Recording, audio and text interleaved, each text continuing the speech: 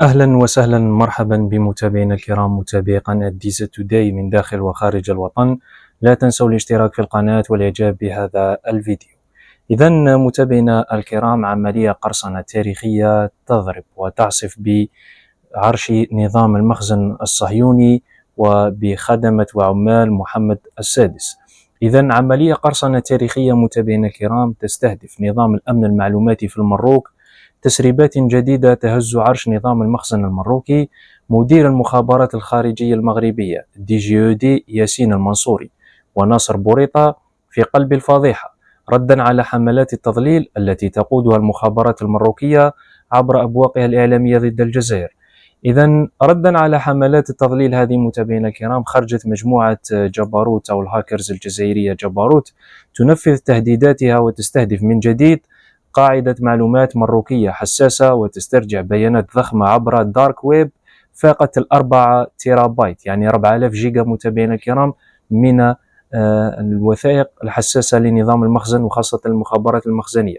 إذا البيانات المسربة متابعينا الكرام كمرحلة أولية خاصة بالوكالة الوطنية للمحافظة العقارية والمسح العقاري والخرائطية المغربية ANCFCC، وتسريب هذه الوثائق تثبت نهب عدد من كبار المسؤولين المراركة، من بينهم مدير المخابرات الخارجية محمد ياسين المنصوري ووزير الخارجية المروكي ناصر بوريطة وأفراد مقربين من عائلاتهما لعقارات ضخمة في مخطط لنهب أملاك مروكية بالطريقة نفسها التي يستعملها الصهاينة المستوطنون الجدد عبر كامل التراب المروكي في مناطق استراتيجية.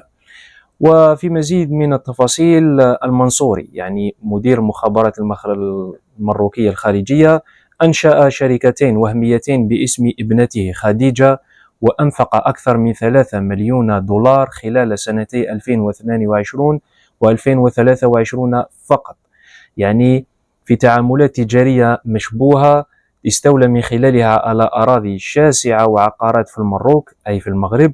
وجبروت تتوعد نظام المخزن الصهيوني بأنها تملك بيانات قاعدية لأملاك العقارية المسجلة في النظام المعلوماتي، بما فيها كل المسؤولين المراركة من الملك إلى آخر عامل في المملكة المروكية.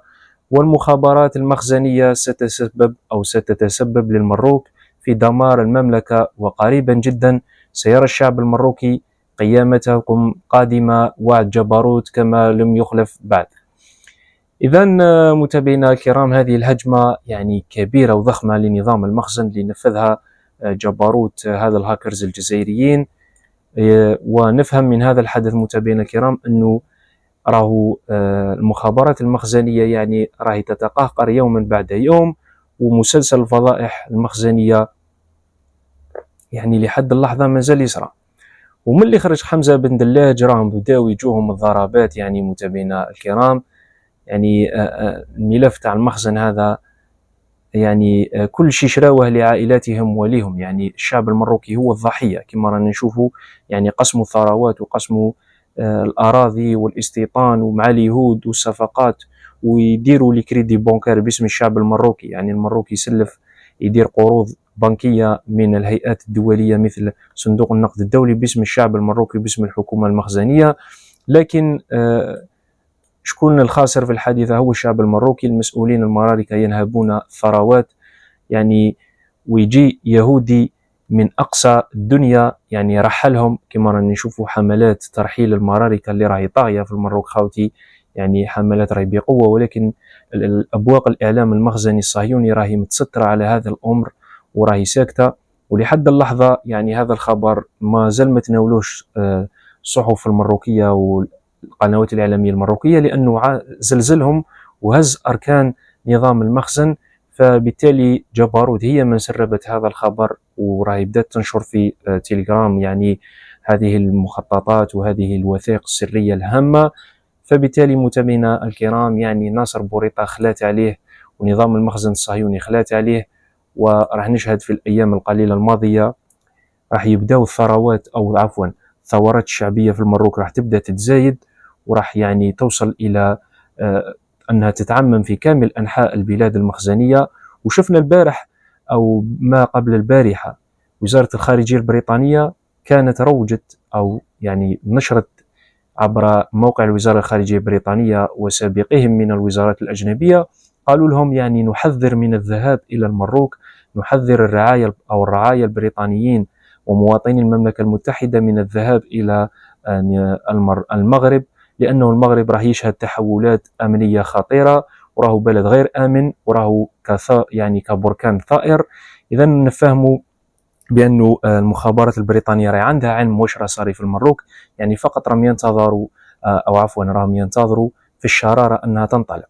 يعني راهي كاينه هذيك كما احنا نقولوا الكبريت، وراه كاين البنزين، وراه كاين كلش، لكن الشراره راح تنطلق في قادم الايام في المروك، وهذا بفضل يعني او بسبب سياسه المخزن في التصهين وفي منح الاراضي لليهود ومسؤوليه اللي راهم ينهبوا في ثروات الشعب المروكي، يعني اللي نورمالمون يدافعوا عليه راهم ينهبوا فيه.